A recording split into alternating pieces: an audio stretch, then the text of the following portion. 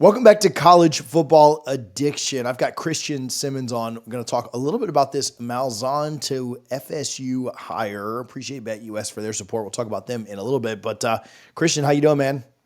Doing good. Like many people in the UCF community, doing better than I was a few days ago with some of the recent news. But yeah, Yeah, some like change invariably, like change just always breathes like some kind of optimism. And so whether UCF makes an absolute slam dunk hire or whatever, like time will tell. But change always brings optimism, and it's somewhat maybe doing that for both fan bases. Let's talk about that a little bit. Is there a chance that this works out well? Well, not is there a chance? Because of course, yes. The answer is yes. But what are the chances that this works out for both parties? Like Gus just wasn't cutting it at the head coach level, but by maybe simplifying his tasks and making it offensive focused only.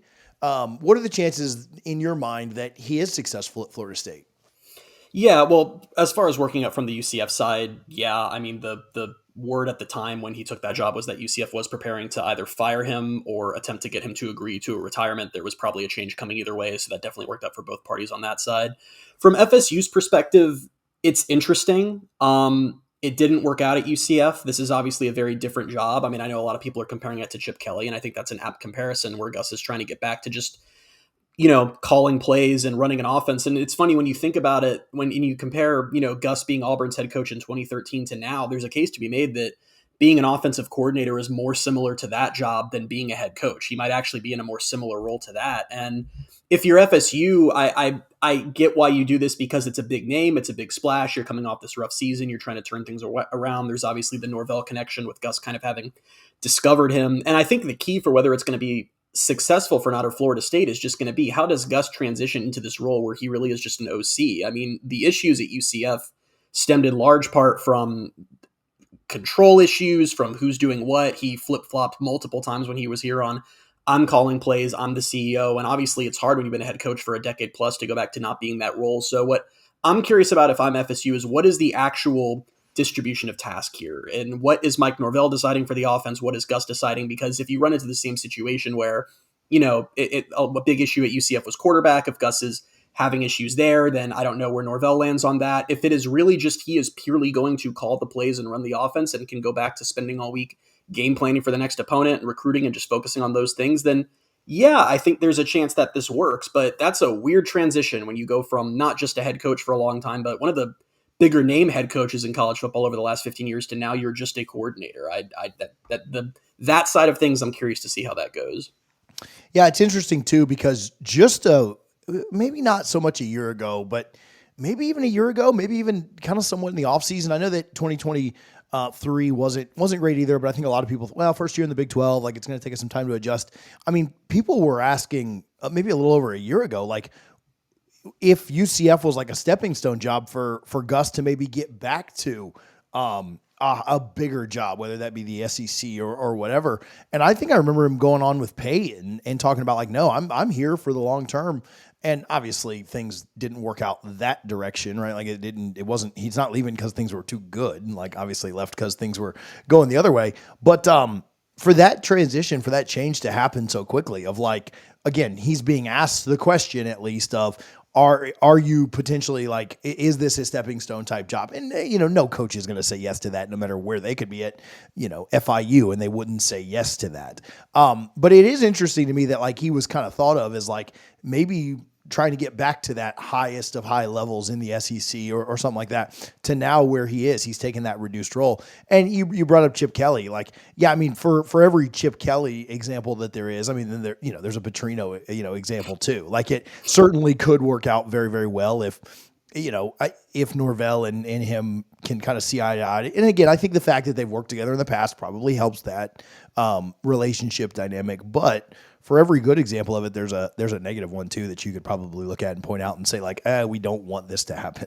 We will get right back to chatting with Christian, but first I do want to give some love to our friends over at BetUS. Make sure that you're using the code YouTube150 to get 150% sign up bonus on your first deposit. Your next two deposits are at 125% each. All of that up to $2,000. YouTube150 is the code. Make sure that you're betting with BetUS today. Yeah, definitely. And honestly, just as a, from the UCF side of things, I'm just curious to see how it goes because one thing I will say is an alarm bell type thing, if you're an FSU fan, is when UCF hired Malzahn, it was February of 2021. And I, like a lot of UCF fans, was very excited. It was the biggest name head coach UCF has ever had. He has this opening presser where he says, I'm coming here to win a national championship at UCF. He said that in the presser. We're going to recruit like we never have before. And there was a lot of UCF excitement and us saying he's going to do all these great things, and a lot of Auburn fans in my mentions and everyone's mentions saying, well, he's going to mess up quarterback. He's going to recruit well, but it's not going to turn into anything. And us at the time waving that off and going, no, that won't happen. And then that's exactly what happened. And I've been getting a little bit of deja vu on my feed where I'm seeing a lot of FSU fans saying the same things of, oh, this is going to be awesome. We're going to be back. And a lot of UCF fans going, well, he's going to screw up quarterback. He's not going to recruit as well as you think. So that's where I'd be worried is just less. I mean, there were, some dumb play call things from the last few years at UCF. I think that's true for every program. I'm not here to tell you that Gus Malzahn is not a good play caller. The issues came more from evaluating the talent and getting the talent not only into the program, but in the right place on the field. That was a huge issue here. And figuring out quarterback was a mess because Gus has, obviously, if you've watched college football at any point, he has a very specific type of quarterback that he is interested in. And at UCF, he was really not willing to compromise there. And that put them in some tough spots when they really narrowed the pool on who they could be interested in. So that type of stuff, his role in recruiting, his role in deciding who goes where on offense, deciding what players they bring in. If I'm an FSU fan, that's what I'm on guard for as far as what would make this not work more than just, oh, he's going to call plays. So thoughts on maybe how that marriage works or how it could work to the best for Florida State, right? Like go full garnet and gold glasses here.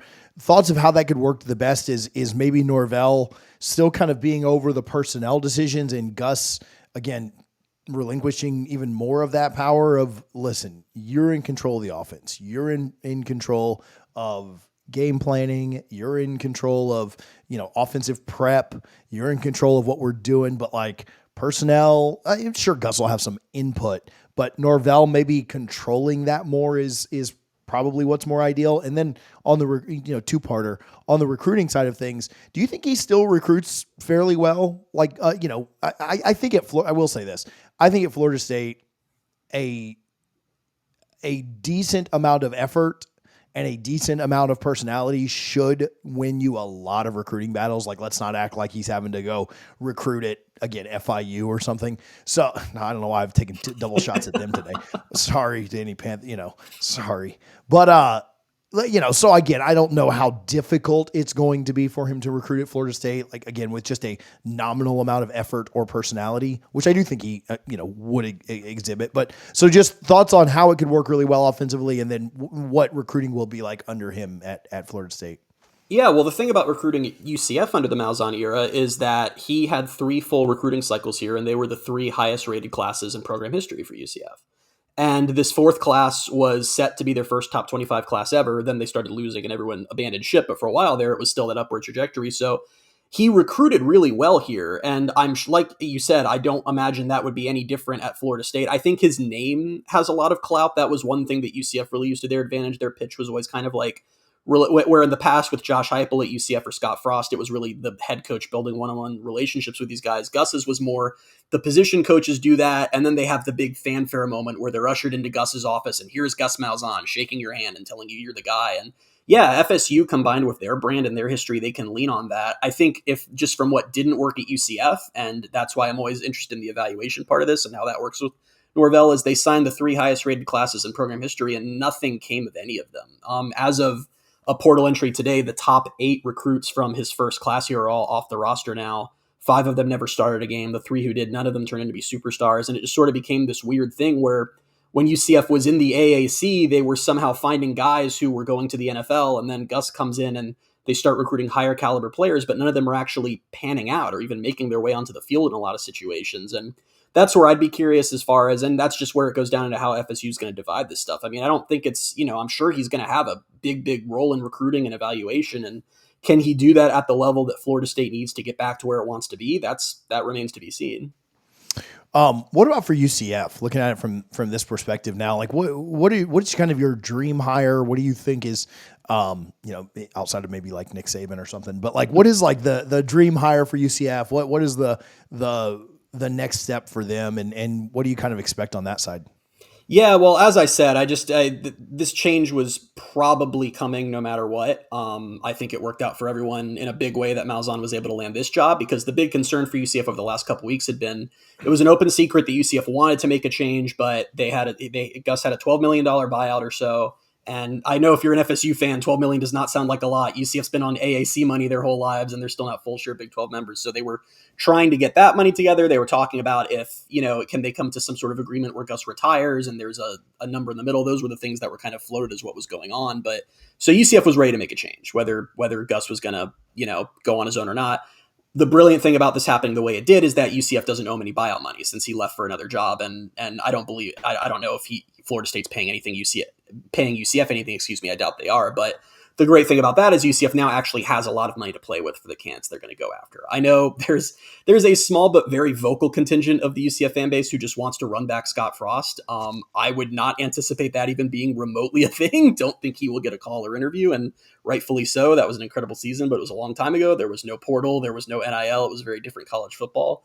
John Sumrall's one guy that a lot of UCF fans are interested in, I think would fit very well here. I think there are concerns from UCF side about the financial feasibility of that. Tulane's a private school. We don't know exactly what their money situation is, but it might be a little more than UCF can swing and then go on to fill out a whole staff here.